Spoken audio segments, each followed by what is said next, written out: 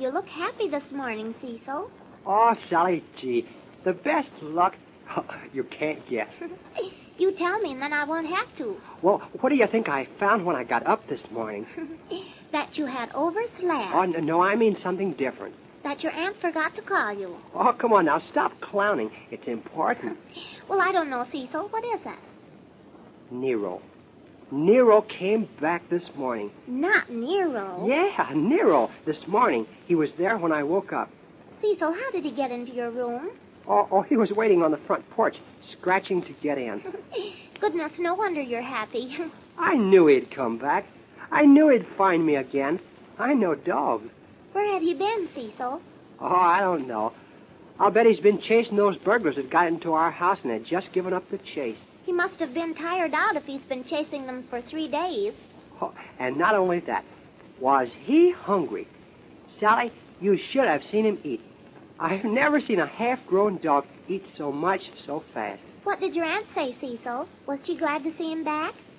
Well, I wouldn't exactly say that she was glad. What did she say? Oh, she raved for about half an hour. Are you going to keep him? Sure. Will your aunt let you? I told her that if I couldn't keep that dog, that I'd do something awful. What are you going to do that's awful, Cecil? Oh, I don't know. That was just a threat. Did it work? Sure. I know how to handle my aunt. She thinks that the sun rises on me. I found that out. And all I have to do is act like I'm going to do something terrible. Oh, you admit that you're the apple of your aunt's eye, huh? Sure. Well, why not? I'm her only nephew. Anyhow, I keep the dog. Cecil, goodness, you're not very nice, are you? I haven't had any complaints. You shouldn't work your aunt like that. Well, she is unreasonable. Why can't I have a good thoroughbred dog like Nero? Oh, nothing, but I think that you should be nice to your aunt. I am? Gosh, didn't I let her raise me since I was 2 years old? Don't ever tell me that I'm spoiled, Cecil. Goodness, I'm not even in the running with you. Oh, wait, now don't get the wrong idea. I think that my Aunt Bess is a peach. They don't make them any better. She's great. Well, that's better, Cecil. That's the way to talk. But she's a little crazy, though. Oh, goodness. Now I know where you get your crazy ideas. Oh, there's only one thing I gotta do. What's that? I gotta get a collar for him so that he won't chase all over the yard. When are you going to get it? Oh, I told Aunt Bess that I'd get it today at lunch hour. Oh, Cecil, can I go with you? Sure. Why not? But, Cecil, where are you going to get the money to get one? Last night you said you had only 75 cents left this week. Well, you want to know just how smart I am? Yes. Tell me all about you. Well, before I left the house this morning, I had talked Aunt Bess into giving me money enough to get Nero a collar. Goodness, Cecil. You sure know how to work your aunt. Oh, I ought to. I've been practicing for nearly 18 years. How much are you going to pay for it, Cecil? Well, I'd like to get one with red stones, but I guess they cost a lot. Oh, they must cost about, well, maybe $5. Well, I could only manage $2 out of Aunt Bess.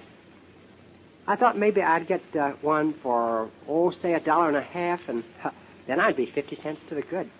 Cecil, you wouldn't keep the 50 cents, would you? Sure. Why not? Oh, but Cecil, that would be cheating. It would be business.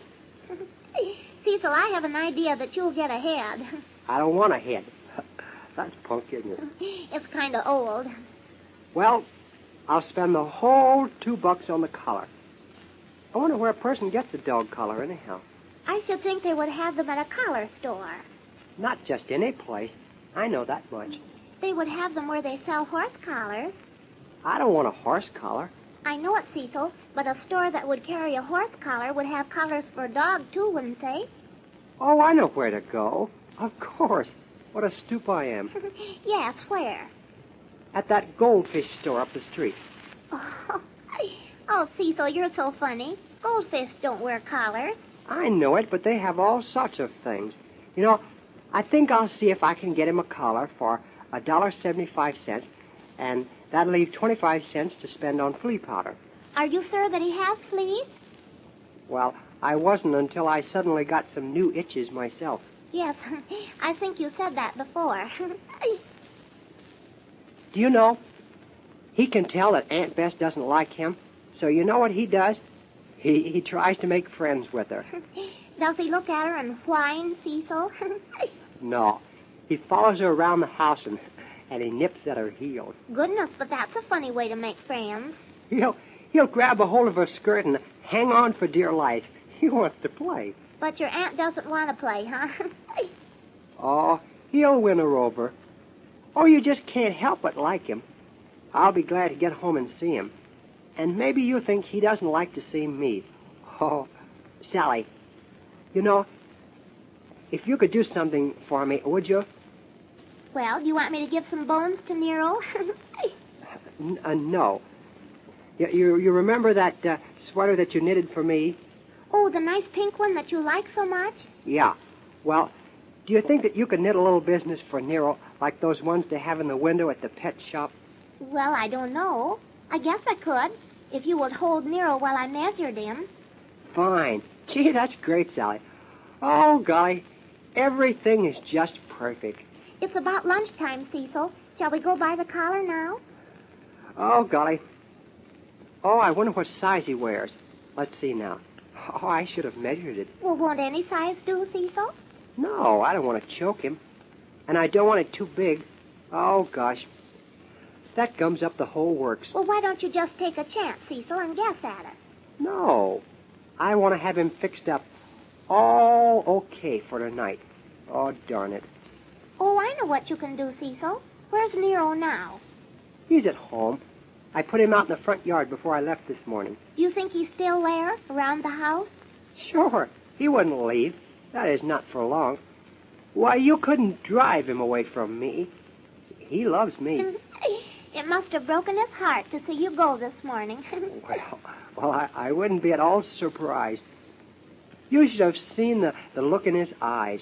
Gosh, pleading. It seems to me all Nero does is go around giving those looks. Oh, I know what to do. Oh, what a dumb bunny I am. Wait a minute. Get out of the way. What are you going to do, Cecil? Who are you going to phone? Operator Brad Hurst, 3815, please. I'm phoning home. What for? Oh, hello, Aunt Bess. This is Cecil. Aunt Bess, will you do me a little favor, please? Yeah. Oh, you're not busy. Oh, well, it's this. Will you get your tape measure off your sewing machine or a piece of string and see how big Nero's neck is? Yeah. Oh, I want to find out what size collar to get Nero. Huh? Why won't I need a collar? Well, why would I be wasting my time to get a collar? I won't need it. What? When? Well, why didn't you stop them? Oh, you could have. You just didn't want to. They're going to what? Well, they are not. Not to my dog. Goodbye. Watch out of the way, Cecil, Sally. what's the matter? Is somebody dead? You're Oh, right. I'm going to kill somebody. Nero was out in the front yard this morning, and the dog catcher got him. They've got him at the pound, and they're going to make chicken feet out of him. Oh, Cecil, come here, Cecil. Where are you going? Wait, Cecil, I'll go with you. Wait a minute.